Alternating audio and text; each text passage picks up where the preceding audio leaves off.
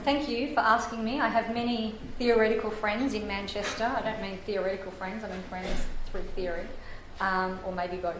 And thank you to Anna and to Helen and to Henry for having me. I'm sorry I don't have any pretty pictures to show you, but my paper is short, so there's a compensation for that. Deleuze and Guattari state, affects are the becoming inhuman of man. Encounters with art necessitate becoming a-human, one word, insofar as art is defined as that which affects along trajectories deliberately organised to alter perception. This is so even when the art may seem to seek to reflect a reality in a more precise or reduced way. Art attends to creating from chaos, but the result is the opposite of the mapping of this chaos by determined coordinates. Deleuze and Guattari rethink science, philosophy and art as always including, and I quote, "and I do not know that is positive and creative, the condition of creation itself, and that consists in determining by what one does not know," end quote. Ethics emphasises that art is no longer representative in two ways. The first is that from an ethical perspective, art should represent what is unrepresentable, bearing witness to the unspeakable that is in the excess of language, and to which conversion to language refuses bearing witness by inserting unspeakable art into a register or a lexicon that by virtue of this inclusion imagines all art represents and all unspeakable acts are representable, thereby they cannot be described as inhuman. When initially Rancière after Lyotard orients inhuman art around the forsaking of the other that dehumanises and therefore demands representation in order to verify the need to bear witness, a doubling occurs which shows that inhuman art comes from the dehumanisation of subjects, and this inhumanity is necessary in order for certain lives to not be excluded. The lesson we learn from inhuman art, which is the art of the unrepresentable and unspeakable, is that maintaining human perception coming from human subjectivity is itself unethical. Those who cannot be converted to description and representation are excluded. Rather than selecting equality as a raising up of the other to representability, art's responsibility is to resist the human perception that creates unspeakable acts, which for Rancière is an ethical denunciation of the very phenomenon of representation. The definition of ethical art is the obligation to present the unpresentable, to catalyse thought impossible for the human subject to recognise, make sense of and master. The onus is neither on the artwork nor the mythologised intent of the artist, but the subject or witnesses coming toward or path taken. For this reason, this paper will explicitly avoid referencing specific works of art and further what would even constitute an artistic genre. While most immediately art is associated with fine art, literature, music and so forth, it can also include bodies, movements and experiences of desire considered ordinary in one's day. Deleuze and Guattari state, the distinction clearly does not come down to representation or not, since no art and no sensation have ever been representational. In the first case, sensation is realised in the material and does not exist outside its realisation, end quote. In this sense, each event of art, from its genre to material object status, is no more than the singular encounter that realises it. Anything which elicits an inevitable rupture of consistencies of perception can, in this formulation, be referred to as art. The rupture is limited only to the extent that it catches us up in a moment, which is not a dialectic but an ecstatic event. Desire for art is an ethical tactic of apprehension. Ethics demands an address to relations of difference, which will necessarily dismantle the subject, and thus desire for art is ethical to the extent that the perceiver mobilises subjective transformation. And I'm taking my cue here from Spinoza's will and appetite and the capacity for expression and affect.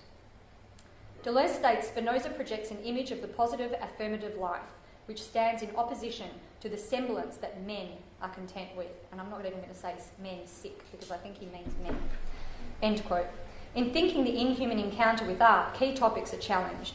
The negotiation of descriptive and reflective speech, which constitutes possibilities of ways of experiencing that come from discursive regimes, which precede the subject. These repudiate both the specificity of the work, the perceiver and the event, and the metamorphosis that ensues. Inhuman art also challenges the discourse, which constitutes the possibility of this speech anchored in the necessary and crucial rationalisation of knowledge through artistic signification as truth and logic as a perceived rational apprehension of a metaphysically transcendental world reflected in art. And this also collapses the perceived a priori as expressive of a finite possibility. Another challenge that Inhuman art makes is a challenge to the relationship of dominance of speech and submission to the work of art, which gives the perceiver and the artist the fantasy to describe and thus constitute the work and its affects, and where the expressivity of the work is given the capacity to affect, only when taking up the place and qualities of dominant modes of apprehension. Incommensurability of thinking artistic affect outside of these systems, yet having to admit that all art exceeds these modes of enunciation and categorisation. So Inhuman art challenges these claims. Certain binaries become prevalent in the modes of perception inherent in these mechanisms. In terms of a dominant mechanism of apprehension, speech over silence, finite knowledge over infinite thought, reflection over creation, recognition over singularity, observation or visualisation over encounters through different modes of visibility, apprehension fulfilling predetermined categories over sensation through resonation and dissipation, dialectics over the interstitial, and interiority-exteriority over an inflective in-betweenness. Revolution comes from the ethics of perceiving ourselves as already in artistic language, an ethics of desire. Perceiving the possibility of transcendental signifiers perceives transcendental subjectivity through observation of transcendental elements, words, images, bodies. Reading is prevented if a language is not known to the reader, whereas a visual language, while always different between cultures and countries, is ubiquitously resonant with the way speaking subjectivity is apprehended through the flesh. As can be seen toward the last two polarisations, the conflation of these binaries is not one of exchange, putting faith in transgression trumping normalisation, or deconstruction reversing regulation. The art encounter is the work catalysing the encounter with outside. This is an awkward expression, but I don't want to say the outside because I don't want it to be a demarcated space. It's obviously a kind of encounter with thought after Blanchot and Foucault. The experience of outside no longer sees counting as human, as crucial or ethical in perceiving art. The outside involves the disintegration of the I who speaks in speaking about. The I speak belongs to a sovereign language, the speaker that dissolves in art proliferates thought. Art need not resonate with the human world to succeed. The a-human planes into which art launches us are outside. We bear witness to art, it does not account for us as human. Outside suggests without defining encounters, which are unimaginable, proximity without observation or demarcation, alterity, ambiguity, the voluminous void. But these paradigmatic elements should not be understood as antagonistic or extricable. Outside includes everything as emergence, recession, and ultimately death as the self is outside self, but within the world, inapprehensible through knowledge. Relation is inflection. There is nothing necessarily dismissive in thinking of outside. Vertiginously pleasurable, because intensely experienced, in the encounter with outside, nothing is lost or exchanged. Michel Serres offers veils as a mode of perceiving relations against empty and emptying structures. A veil has qualities which both conceal and reveal. It pleats, it manifests and obscures many folds and folds the participants who themselves pleat with the structure and each other, and then themselves as othered, while in inextricable and univocal emergence with each other. This perspectival expression of the soul is seen most clarified in Deleuze's Leibnizian Baroque. Even if the veil folding and unfolding is one blanket which covers the secret relation between self and the artwork, it lacks the hard corners and geometrical rationalisation of structure. It is defined by contours and textures, adjectives, not the noun which is populated by other nouns, of which the self and the artwork are just two more. Crucially, the veil is not removable. It is also not fused. The veil is the condition of potentiality of the beneath, which is in turn what creates the veil's tantalising, amazing offer. It must be understood as both separate and incapable of being removed. It holds no promise of revelation of the relation. While traditional encounters with art offer the theatre of revelation of meaning as a promise for repetition, the veiled relation does not offer those beneath perception of sensation and affect. The theatre of the art encounters, players are binarised. The perceiver and its other is becoming equivalent to any other bi-univocal subject dialectic, beginning sexually with active interpreter and passive work. The compulsion to remove the veil, to reveal the relation, slaughters desire, sense, and event. The veil is the soul of art. Humanistic fantasies of transcendentalism and majoritarian thought forsake this soul. Michel calls all dualism. He says, all dualism does is reveal a ghost facing a skeleton, end quote. The skeleton is the perceiver facing its lover as a ghost. The skeleton is a dead body stripped of all sense and possibility of touch because stripped of all flesh. The ghost is a desperate projected fantasy of the perceiver to remember an other that was always empty and could only be real if imagined, but as material transcendental signifier, actuality never emerges. Deleuze and Guattari offer the visceral volumes of sensorial dualism, and they state, contemplating is creating, the mystery of passive creation is sensation, end quote. Just as it is difficult to select a tactical name for the other participant of the work of art, so the work itself, so the perceiver itself needs a new name, the a-human who is nameless. Pre- and a-human catalysts such as painting, music, sculpture, literature, cinema, dreams and other forms of art, all of course liberated from their genre, so what I just said is basically anathema, are examples through which we can explore the outside element because they are at once unresponsive and affective without intent. We acknowledge that as unresponsive, questions cannot demand answers. However, against privileging new codes of representation, new codes of apprehension formulate an a-human ethics of experiencing art. The material external nature of art can be encountered willfully, while the molecular and despotic elements of art resonate with the turbulent vibrating of the desire potentialised within us. I invoke art as an example of abstraction of signifying form in relation to observer, but becoming inhuman is a coming to all possible events of desire as if they were art, and we the supplicant to them. If the work or the working is an outside, intensification which does not constitute an other, thus a potential self, then the most basic definition of the self which is lost is that which was formerly conceived as human.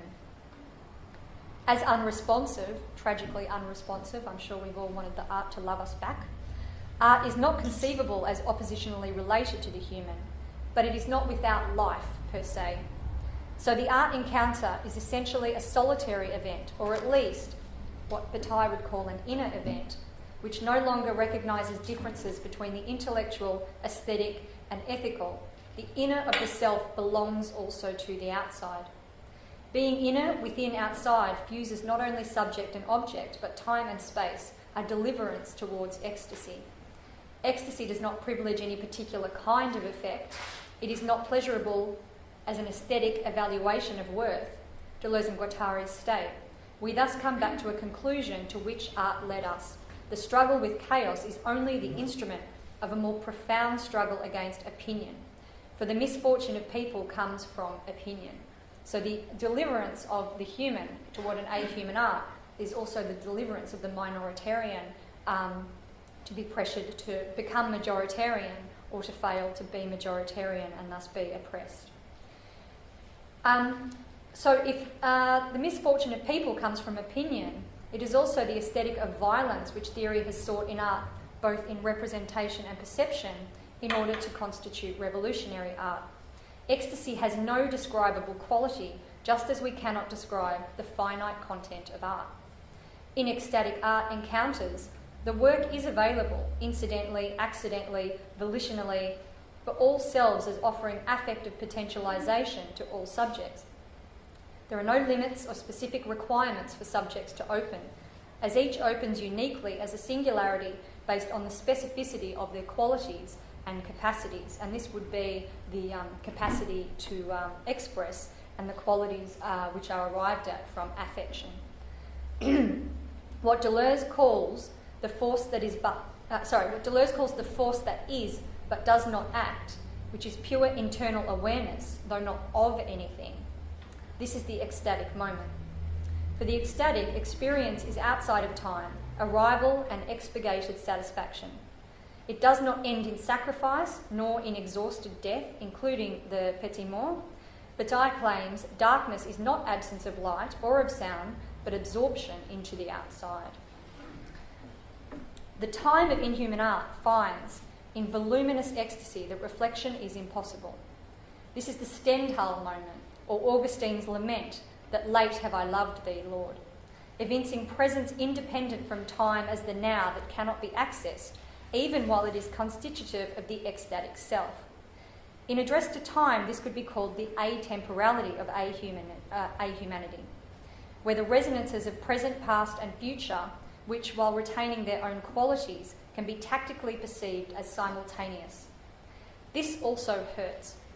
For the art lover, want for a future experience or for the work already sees the want come from a singular experience that has inflamed the possibility of a new desire.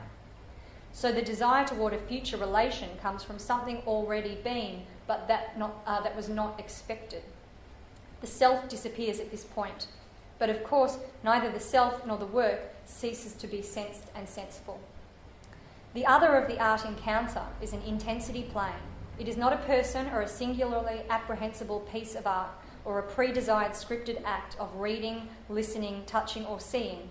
It is sudden and it is too much.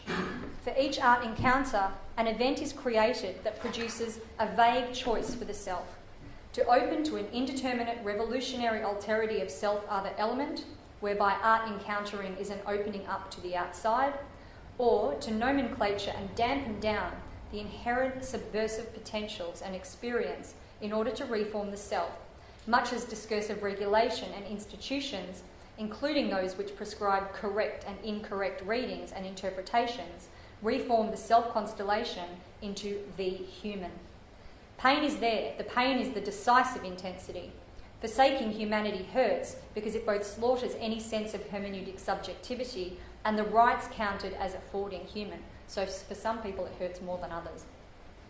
The ethics of the art encounter shows becoming ahuman is viable and necessary for new ways of thinking alterity in the realities of life for oppressed, subhuman and non-human subjects.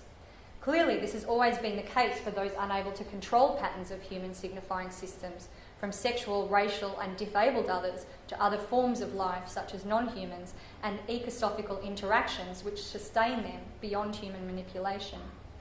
Just as thought comes not from knowledge but from outside, for Deleuze and Guattari, it is the brain that thinks, not man. Effacement and extenuation take the self-work inflection outside of dialectics and discourse. The future of the self needs rethinking because the past has been experienced as surprising. This involves an infinite imagination and elucidates permanent potentiality of the subject. Yet where is the work? The work of art. Sensed before it was recognised, lost when it was, the work is achingly non-present to the self for capture and consumption, yet it remains within the self and the self remains within the work. The unique entity created between and as the two is the new being, inherently and more than at least two, but less than a one. It is organic and inorganic, life and non-life. It is beyond human. The art encounter elucidates the new horror of being in the asignified world as a new state of constant ecstasy, a functioning, expressive entity nonetheless still outside of time. Art shows the seeming, incommensurable, contradictory, but ultimately infinite relation with outside that is always available, and that ecstasy is always present but transforms its nature within itself. The ecstatic does not, horrifically, cannot die. As it is a vitalistic state, it shatters the necessity of time without shattering the ecstatic as atrophied, reified, or overwhelmed to the point of the breaking of the body without organs. The ecstatic's joy when the state alters its distribution, it's one that welcomes the new pain. Speech, observation and signification find their first fault in the very possibility of being outside the outside, of evaluating through a perceived gap or horizon between which incarnates both temporally and spatially. Reflection is the after, expectation is the before, and observation is the spatial distance between. The ecstatic has access to neither space nor time. Ecstasy at art is the state or condition of the being which is being without end and being without thought, yet it does not mean transportation in space or through time. The soul's transport is one of various relations with outside, which is always the same relation. Just as thought is unthought for Deleuze, pain and suffering are neither and both.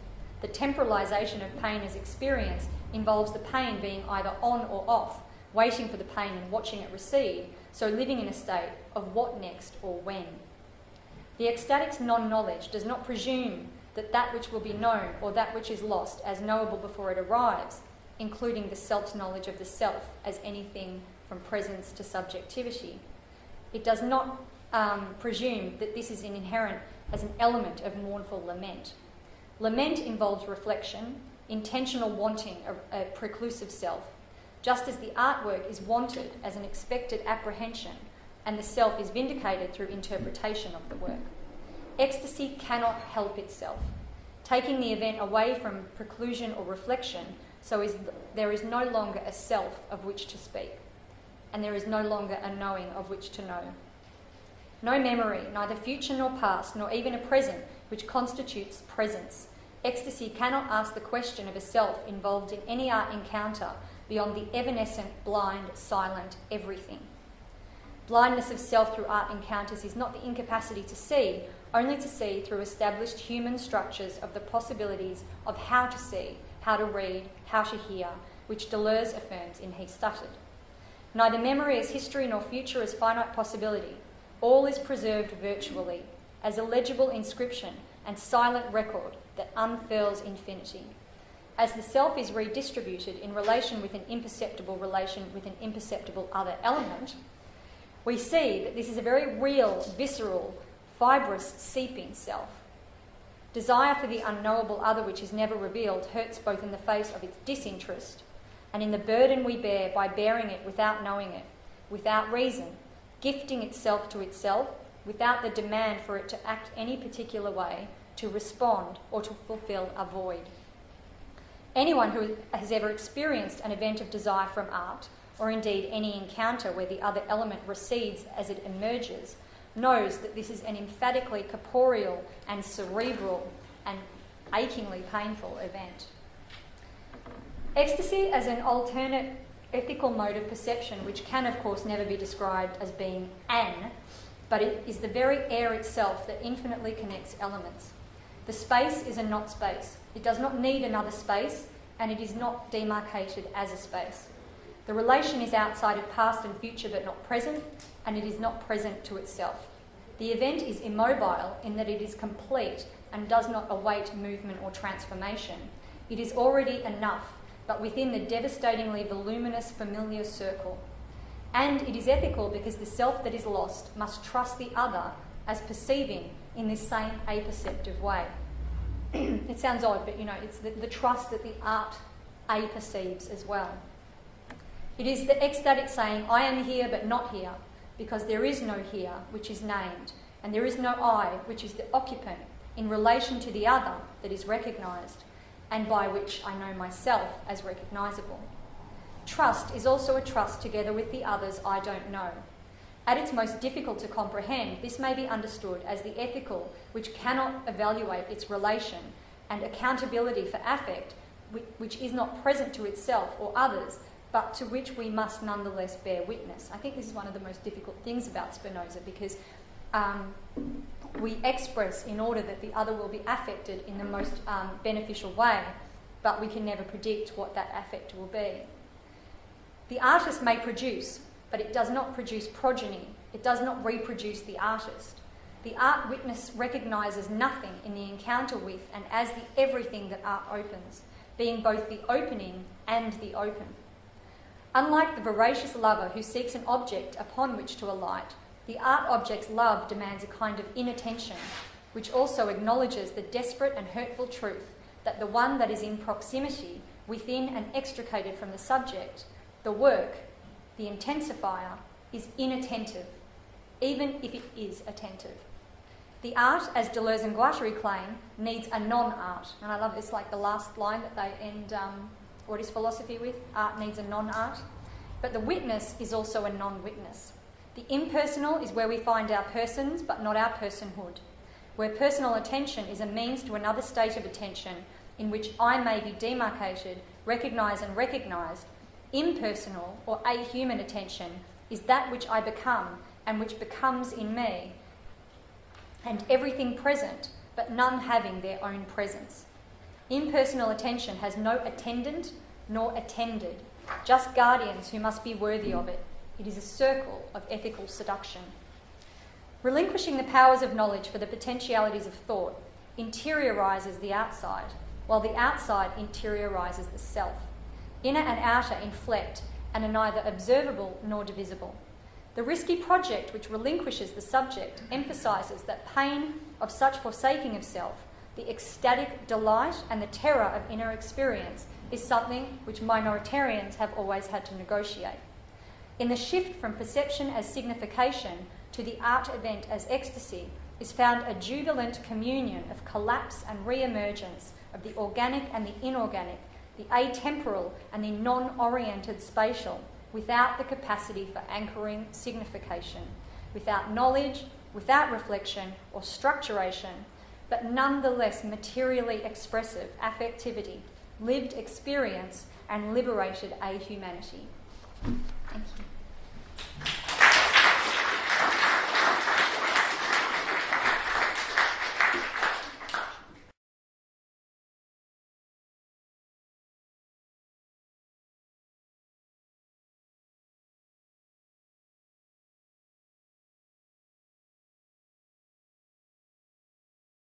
Well, thank you for asking me. I have many theoretical friends in Manchester. I don't mean theoretical friends, I mean friends through theory, or maybe both.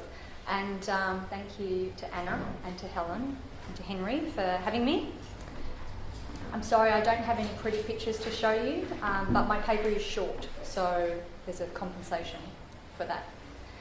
Deleuze and Guattari state, affects are the becoming inhuman of man. Encounters with art necessitate becoming ahuman, one word, insofar as art is defined as that which affects along trajectories deliberately organised to alter perception. This is so even when, and further, what would even constitute an artistic genre.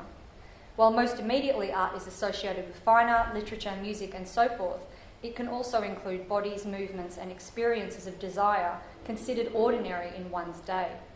Deleuze and Guattari state, the distinction clearly does not come down to representation or not, since no art and no sensation have ever been representational. In the first case, sensation is realised in the material and does not exist outside its realisation, end quote. In this sense, each event of art, from its genre to material object status, is no more than the singular encounter that realises it. Anything which elicits an inevitable rupture in the art may seem to seek to reflect a reality in a more precise or reduced way. Art attends to creating from chaos, but the result is the opposite of the mapping of this chaos by determined coordinates. Deleuze and Guattari rethink science, philosophy and art as always including, and I quote, "and I do not know that is positive and creative, the condition of creation itself, and that consists in determining by what one does not know," end quote. Ethics emphasises that art is no longer representative in two ways. The first is that from an ethical perspective, art should represent what is unrepresentable, bearing witness to the unspeakable that is in the excess of language, and to which conversion to language refuses bearing witness by inserting unspeakable art is itself unethical. Those who cannot be converted to description and representation are excluded. Rather than selecting equality as a raising up of the other to representability, art's responsibility is to resist the human perception that creates unspeakable acts, which for Rancière is an ethical denunciation of the very phenomenon of representation. The definition of ethical art is the obligation to present the unpresentable, to catalyse thought impossible for the human subject to recognise, make sense of and master. The onus is neither on the artwork nor the mythologised intent of the artist, but the subject or witnesses coming toward or path taken. For this reason, this paper will explicitly avoid referencing specific works of art into a register or a lexicon that, by virtue of this inclusion, imagines all art represents and all unspeakable acts are representable. Thereby they cannot be described as inhuman. When initially Rancière after Lyotard orients inhuman art around the forsaking of the other that dehumanises and therefore demands representation in order to verify the need to bear witness, a doubling occurs which shows that inhuman art comes from the dehumanisation of subjects, and this inhumanity is necessary in order for certain lives to not be excluded. The lesson we learn from inhuman art, which is the art of the unrepresentable and unspeakable, is that maintaining human perception coming from human subjectivity